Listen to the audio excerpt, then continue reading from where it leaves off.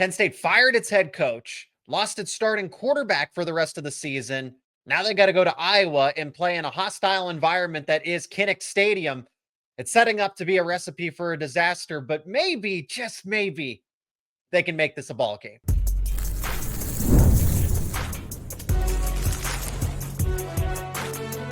You are Locked On College Crossover, part of the Locked On Podcast Network. Your team every day.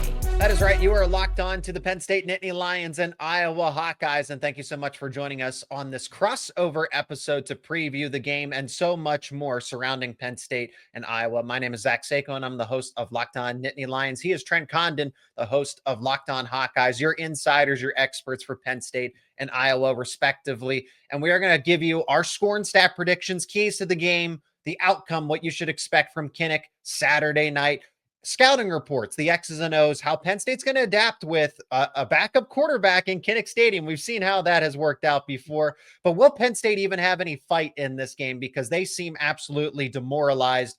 Today's show is brought to you by FanDuel. Right now, new customers can bet just $5, and if your bet wins, you'll get $300 in bonus bets to use across the app.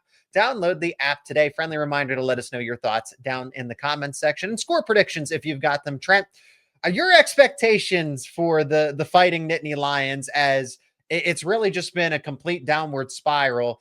Mm-hmm. I thought interim head coach Terry Smith was honest with us when he met with us on Wednesday, to talk to the media, but really gave an insight saying that this is tough. This has been really hard on the group, and I just don't know how they can carry any sort of momentum going into a game like Kinnick, especially when Iowa is actually, quietly could contend for a Big Ten conference title appearance. Yeah. And, this team, they are a completed screen pass away from being 5-1 right now with the win against Indiana. Everybody's girl with the curl at this point in the country. And they did it with a backup quarterback in the fourth quarter as Mark Gronowski left with an injury. They complete the screen pass. They run out the clock, have a chip shot field goal to win it. Alas, we saw what happened in that one. So this is an Iowa team that's playing well, an Iowa team that's playing with confidence. And you talk about, from the Penn State perspective, obviously the tumult of this past week and what it has looked like.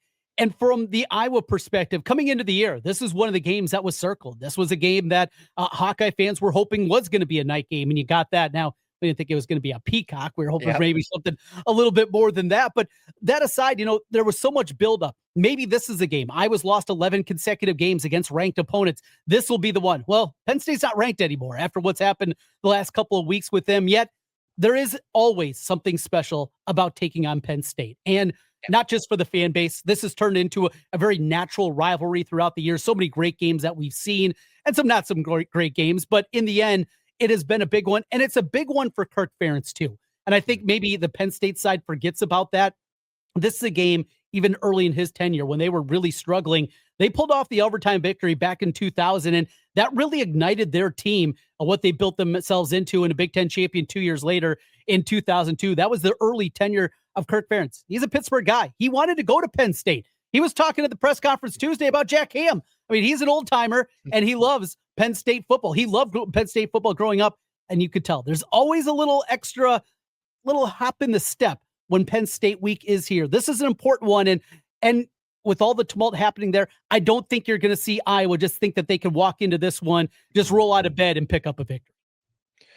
Yeah, and with everything piling on top of it, it's not just about losing James Franklin and the state of the team. You lost Drew Aller too, right? Mm-hmm. It's truly injury to insult, if you will. And not too long ago, I'm not here to say that Taquan Roberson, last time Penn State was at Iowa, is going to be an immediate reflection of Ethan Grunkemeyer trying to find his footing, but it's still not an ideal setup. You do not want your QB2 with his first career start at Kinnick Stadium. That is one of the best environments in all of college football. Like I said, I think Iowa is definitely playing above expectations. They were looked at as a team that's probably going to finish in the middle, but now that the Big Ten, the power structure that we thought it was going to be and assume, it's not that way. Iowa certainly has an opening, and they can make a statement against a Penn State team that is still talented, but if they don't have the mindset, you can see how that translates. It's not just losing to Oregon, it's losing to teams that you are significantly at least supposed to be better than. But if your mind's not in it, your heart's not in it, you're not beating anybody. You put on the comments here for people watching on YouTube, will Penn State have any fight? And this is the part that we don't know. I mean, because you could easily see this going one of two ways, right? Either this is what was needed to kick this team in the butt, right? Get them started, revved up, and hey, we're not going to win a national championship realistically, but there's still a lot of talent on this team. You get going, all of a sudden you get some good vibes, and suddenly it's the Penn State team that we expected, or very early. If you see Iowa come out there, run the ball down their throats, opening drive, 10 plays, 75 yards, 8 rushes in there. They're just running it right at them, getting 8, 10, 12 yards a clip.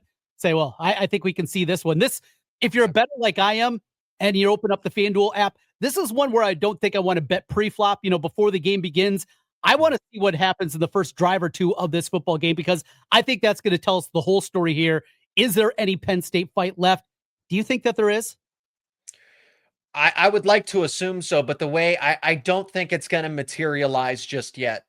I think because they didn't have their normal practice schedule, right? If you're asking me, putting this back on me to answer, no, I don't think so. The direct answer is when you lose Drew Aller, who I guess wasn't the heart and soul that Penn State always needed, but that was still your 3-year starting quarterback. That was a guy that people had to rally behind, better or for worse, even though Drew Aller, I never think, took that step into being a true, fiery, passionate leader. It just never, he was shaky in those games, right? He was shaky in the big games. We can objectively say that, but he was still a guy that people look to for leadership. And now you lose your head coach. You lose 2 leaders, your quarterback and your head coach. And then it's not a home game where it's a get-right game. Your margin for error, if you were struggling against Northwestern and UCLA to find your footing, I can only imagine how that goes on the road when you're trying to correct some mistakes, and now you got to shrink the playbook because Ethan Grunkemeyer isn't going to have the same leverage that Drew could make checks at the line of scrimmage. He could change the plays. He could make adjustments. He would know what needs to be moved and what doesn't, because of how much college football he's played. Well, Grunk doesn't have that. And against a defensive coordinator like Phil Parker, he should be able to coach circles and just confuse a second-year starting quarterback, even though I think Grunkemeyer is going to be much better than Taquan Roberson was, because it's not going to get to the point where you don't even know the cadence. It's that's the part of this game that is the great unknown. You talk about this side coming into Kinnick Stadium, what we saw the last time that happened in 2021 after Clifford was knocked out. What has been the conversation this week about Grunkemeyer? And, I've said earlier in this week, kind of when I break this game down and look at the game plan I would come up with, I'm thinking just relying on those running backs, right? And this is going to be, you're trying to do what has been really the advantage for Iowa football through the last 27 years, is you're trying to play ference ball, right? You want to ugly this thing up, keep it close, make a play late, run the football 50 times if you need to. I mean, that is the game plan I come up with. And even if you're only averaging, 3.5 yards a carry because everybody knows you're running the ball, just keep doing it and play it and ugly this thing up. You got to out Iowa, I think, to win this game. You can ugly it up. You also have the element of surprise. And of course, we're going to break it down more in just a moment, but I think that's what's going to be key for Penn State is you have, I think, 3 or 4 passes from Grunkemeyer as your scouting film. If you're Phil Parker, now I'm not saying that's the end all be all, but it does make his job a little bit more difficult. And Andy Kotelnicki works better with a mobile quarterback, and that's actually more of what Grunk is. He's not a speedy, Lamar Jackson's, wheels type of quarterback, but he can move a lot better than Aller. So is that a key here for Penn State's offense? Well, we're going to get into the scouting reports of both teams, what they're going to do on offense and defense, and how it could lead to some big plays for Penn State, and how it could really help Iowa, continue to leverage that home crowd that is coming up next here on this Locked On Crossover. It's almost the weekend. Time to look back and crown this week's MVP on Who Delivered, powered by DoorDash. Just like you can win every Saturday with DoorDash Streaks, saving more every time you order, these players delivered when it mattered most. Let's break it down. Well, for Iowa, we got to give it to Aaron Graves. Of course, had a great game in the middle of that defense and was inches away from his first career touchdown on the interception. The big man nearly got in 4-6. Aaron Graves, he delivered in a big-time way for the Hawkeyes. When the pressure was on, when the game was still close against the Badgers, he was there. No hesitation, no delay. Aaron Graves, is on a streak. And just like Aaron Gray's delivered for the Hawkeyes, DoorDash delivers your Saturdays with DoorDash Streaks. You save every Saturday you order. Stack it up all season, and you could save up to $250, including $100 in DoorDash credits. Order this Saturday. Keep the streak alive. Fuel your game day only with DoorDash. Terms apply. Promo period good through November 18th. Today's episode is also brought to you by SupplyHouse. When the opening whistle blows on a new repair, get your crew moving forward with SupplyHouse. Order today and see parts on your doorstep tomorrow. Over 280,000 plumbing, HVAC, and electrical items from the most trusted brands in the business. Their real-time inventory and honest lead times keep you from parting projects, while their industry-leading customer service always has your blind side covered. Need parts fast for a project? SupplyHouse has next-day delivery. Talk about a game changer. The part finder tools and 3D schematics can save you hours on jobs where every detail matters. Their trade master perks like priority shipping and dedicated support make the whole process smoother. Join the free Trade Master program today and score serious perks like priority shipping, lower prices, and a dedicated support line. Visit supplyhouse.com to sign up for free and use promo code SHCollege5. That'll get you 5% off your first order. That's supplyhouse.com. Real people, real service. Well, Penn State's going to do somewhat of the unthinkable, because we're going to visit the lines from our friends over at FanDuel. As Iowa's just a field goal favorite in this game. You think a team that's so demoralized, and the way that we've been talking about it, doesn't have a chance in this one. Well, the odds market, the market says a little bit otherwise, but it's the scattering reports that are going to be key. Andy Kotelnicki and Jim Knowles.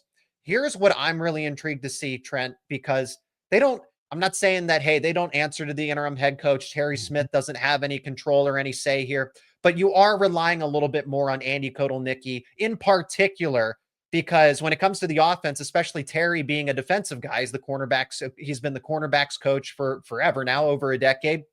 So he's going to be a little more involved in the defensive game plan, meaning that it's up to Ty Howe, tight ends coach for Penn State. It's up to the quarterbacks coach, Danny O'Brien, and Andy Kotelnicki to maximize Ethan Grunkemeyer.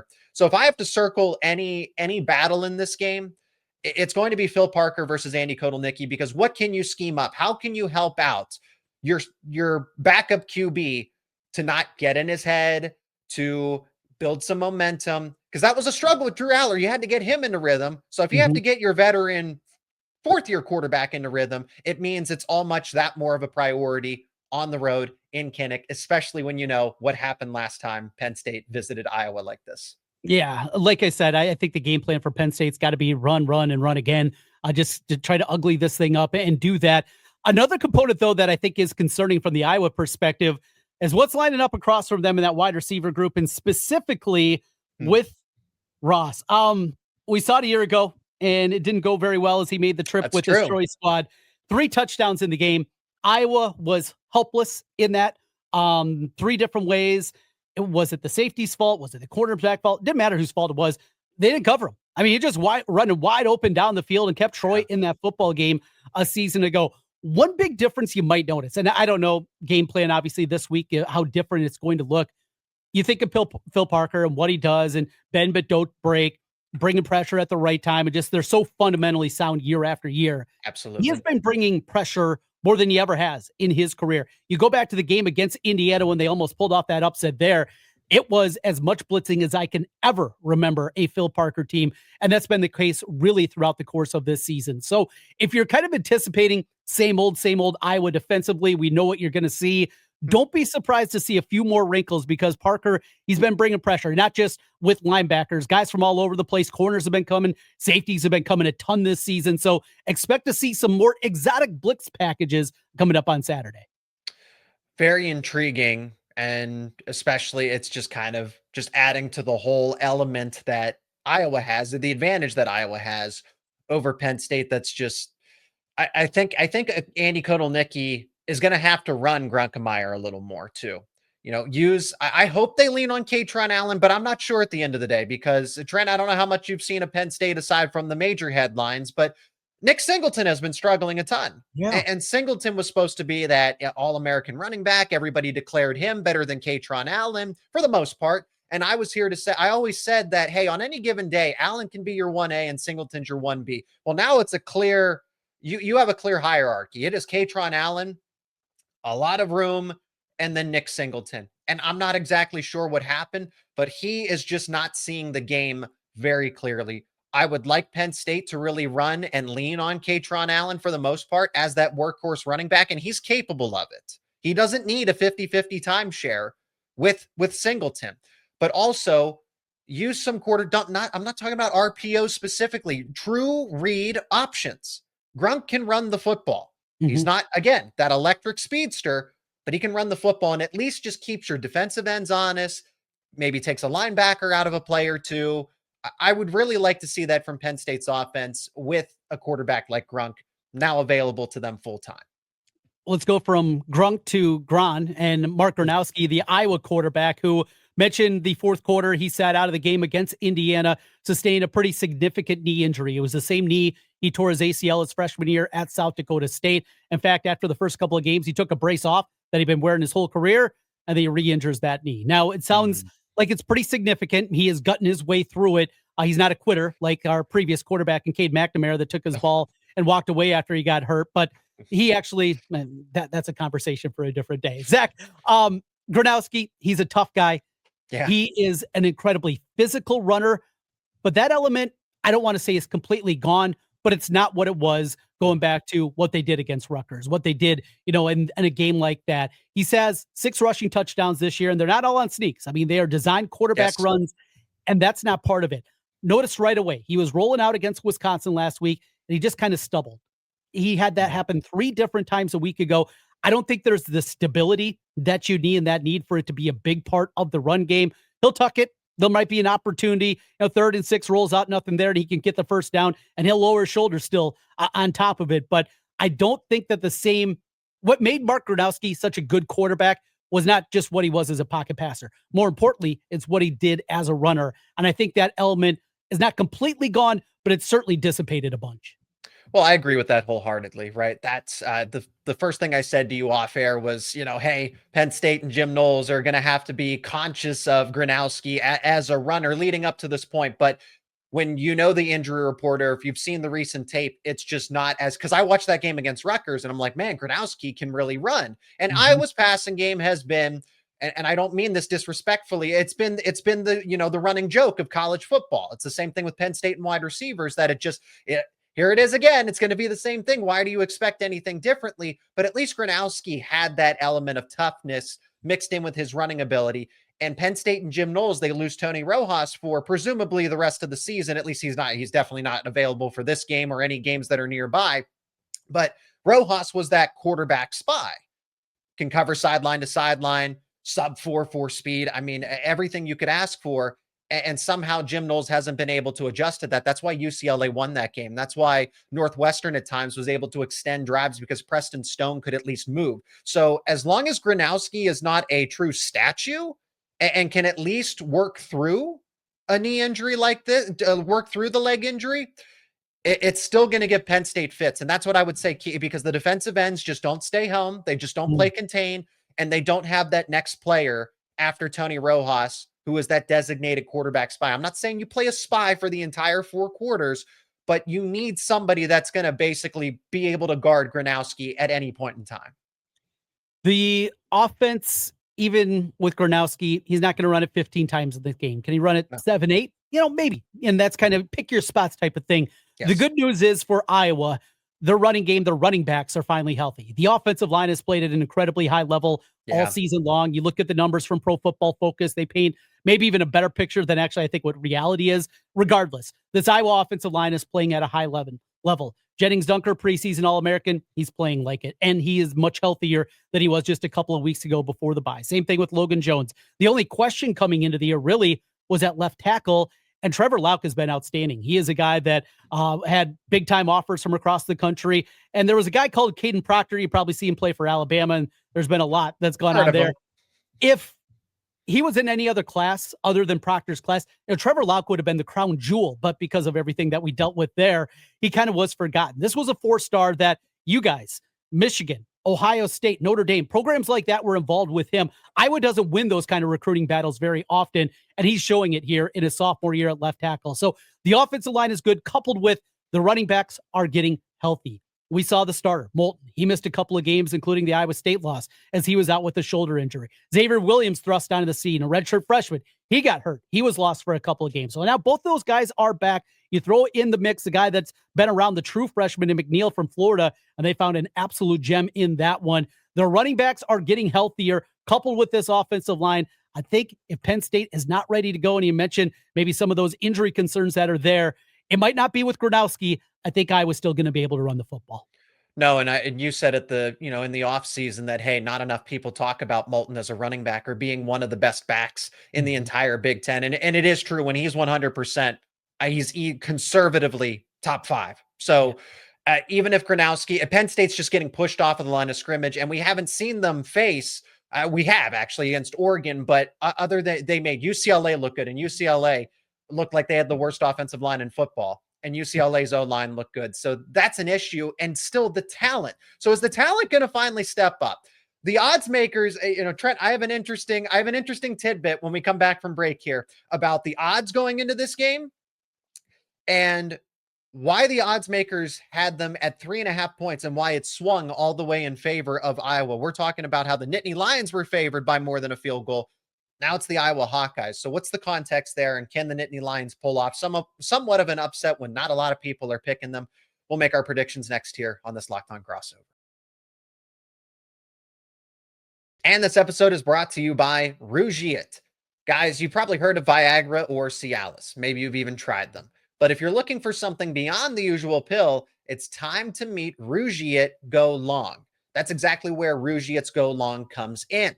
This isn't just another ED pill. It is a total game changer for confidence. Go Long combines 2 doctor-trusted medications in 1 dual action formula, so you can get hard and go the distance. The effects can last up to 36 hours. That's confidence all day, all night, and even into the next day. The process is simple. Connect with a board-certified doctor 100% online. And if you're prescribed, your treatment ships discreetly right to your door. Ready to level up your confidence in the bedroom? Head over to Rugiet.com. That's Rugiet, Rugiet.com, and use promo code LOCKEDONCollege for 15% off your first order. That's Rugiet.com.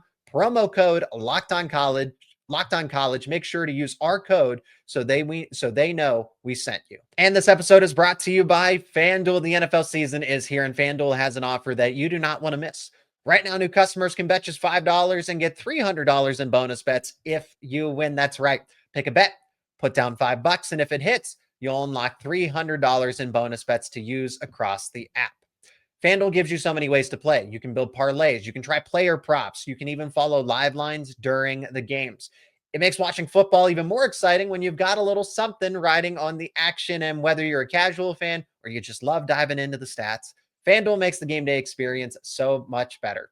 And lines are available for Penn State versus Iowa. Iowa is a 2.5-point favorite, minus 144 on the money line. Penn State is plus 122. If you're thinking the Nittany Lions, the over-under is set at 39.5. If you like those lines, you can bet them over at FanDuel.com and the FanDuel app or the FanDuel app. And remember, new customers, when you bet $5, you get $300 in bonus bets if your first $5 bet wins. So what are you waiting for? Visit FanDuel.com to download the FanDuel app today and get started. So, Trent, I want to begin with this because I feel like I bear some responsibility here with where the odds are with Penn State and Iowa. Couldn't help myself. Wanted to go to the next game to see if these were posted. Hey, Penn State's reeling after Northwestern. This was about 1 a.m., maybe 2 a.m. And I see, the lines are posted. Oh, that's interesting. Iowa's a 3.5-point. Wait, no. FanDuel says that Penn State is a 3.5-point favorite. I go to X, Twitter, and I post that a screenshot and say, hey, Penn State's actually a 3.5-point favorite despite all of this. And everyone's reposting it. It's free money. It's Penn State fans and Iowa people alike. This is free money. And then the line immediately moves. It shifts from 3.5 in favor of Penn State to 2.5 now in favor of Iowa. So how are we reading that the odds makers, because they saw the Northwestern game, you could have made, and at that point in time, we knew that that Drew Aller was out for the season because James had confirmed it in his post-game press conference. So what do you make of that Penn State opening as, is that dummy money? No, well, so a couple of different ways. I work in the gambling space, and I have a connection to one of the biggest sports books out in Las Vegas and do a lot of work with them. And one of the things that sometimes we forget or don't realize is when it comes to those kind of numbers, we are very reactionary, right? Now, Penn State is a different kind of circumstance because of the firing of the coach. But when you're looking at strictly talent accusation, even with a backup quarterback, that hasn't changed. This is still an incredibly talented team. And the people in Vegas that are putting together these power numbers, the people at FanDuel that are doing it, yes, every week you're going to dock teams, but you're not going to have a team that you had power rated, certainly number 2, 3, 2 weeks ago, and all of a sudden drop them down to 50th. You're not going to take a team even last week before the Northwestern game that you had probably in the top 15 still and drop them down to 50th. And I think it's the same thing here. We overreact to it. And I think that's what you saw in the market. Now, should they dock them more? I think absolutely. I don't think that the docking was happening. And I think the market has told us so much. But we have to remember big picture. This is still an incredibly talented team. And that's what they're doing. That's what those numbers are starting at with those power numbers. Now, they're going to take a side and they're willing to take bets. You know, people think that it's all about, hey, just get 50% on money on one side, 50% on the other, and then rake in that VIG. Yeah, they're happy to do that. But they'll also take a stand. And I wonder if this is going to be a game where they take a stand, because we're seeing a little bit of that buyback now in that market coming back in now on the Penn State side. When it got north of 3, when it got to 3.5, the buyback happened right away. So this is an intriguing one just from the gambling perspective too. But opening up Penn State as a 3.5-point favorite, I wish I had that one, but I have one from the summer from FanDuel when the Nittany Lions were favored by 10.5. We got that one in the back pocket. Yeah, that 10.5 is going to go a long way for Iowa there. Yeah, that's I would definitely like that one at a neutral line, right? I'm not going to pay for that now because I know how expensive it would be, regardless, and even if that's offered. But I think it's funny that I had an influence on the lines like that, going and point, hey, look over here, Penn State's getting too much respect, and that was before James Franklin was fired too. So there is a little bit of context there. When in that moment when the line was what it was. But I agree with you that the power ratings and Penn State on paper, but the game is not played on paper. It's played on the turf. It's played on grass, where I would like to think that Penn State's still more talented. But again, if you don't have coordination, if your heart's not in it, you're going to look like a pretty lackluster team. And this team, I've declared it as a podcast host. So I wonder how they're feeling. Their season's over. Yes, there's a lot to play for. There's still 6 more games. In theory, could they win out and go 9-3? Absolutely. But if their heart wasn't in it when their season was still going on, if you beat UCLA, you beat Northwestern, you start to roll in a winning streak, hey, you're back in the college football playoff. I don't know why Penn State staked its season all or nothing on Oregon. That's at least what it felt like when we look back on it. So with the coaching change to with James Franklin being ousted and Terry Smith taking over, and those guys can rally around Terry Smith. And I think Terry Smith, just has an opportunity to hit the reset button here. But is that enough to go on the road to Kinnick? If this game was at Beaver Stadium, I would think a little bit differently. I'd feel more confident and say, okay, the fans are at least going to be a little more in favor of the Nittany Lions now. No more. There's not going to be any fire Terry Smith chants. There's not going to be any booing because they know what Penn State is at this point in time. They're reeling. Can you stop it though? Kinnick though is not going to let up. And I don't blame. Why would I blame them? So if I'm going for a prediction here, Trent, I think it's close because I think Penn State will actually settle down in the second half. If Iowa builds up enough of a lead in the first half, then I don't know how much credence Penn State will have. But I could see something like Penn State trailing by maybe max 10, something like, maybe it is 10-0, or maybe it's 13-3 going into halftime. Penn State settles in, gets those jitters out, and then makes this a game. But I still don't know if they can win it. I got 20-17, long-winded answer of 20-17 Iowa. I do think it's close, and the second half is going to be key for Penn State. When we make these predictions, I like to harken back to past ones and bring up some memories, and maybe we're going to see the same thing, like history repeating itself. I'm going to go back to my favorite time ever in Beaver Stadium, 2009. I was there for the whiteout with my Hawkeye buddies, and boy, did we get to see a good one after Penn State jumped out to a 7-0 lead. I could see Ross maybe having an 80-yard touchdown right away. And all of a sudden, well, here we go again. But I think ultimately, Iowa with that ground game is going to take over. Special teams, much like Adrian Claiborne had that day, pull away. In fact, let's just make it the same score. Hawkeyes 21, Penn State 10. A late Hawkeye touchdown pushes it over as they take control. That's my prediction for the game. Let's get a redo score-wise of what happened in 2009. I was at that game too, funny enough. A lot younger as well. I was a kid for that game. That was one of the first losses that I remember from Penn State, or one of the ones that stuck with me at the time. So, Trent, glad you brought that up. Glad we got to hash this one out. Talk about the game. I wish Penn State was in a much more competitive space, but we'll see. Hey, I'll let the players dictate that on Saturday, and that is where we will wrap up this Locked On crossover, talking some Nittany Lions and Hawkeyes. My name is Zach Seyko. He is Trent Condon. Thank you so much for joining us on this crossover episode. Subscribe to both of our YouTube channels and wherever you get your podcasts for daily conversations around Penn State and Iowa. Trent, thank you so much for the time. Really appreciate it. Great to catch up with you. Absolutely.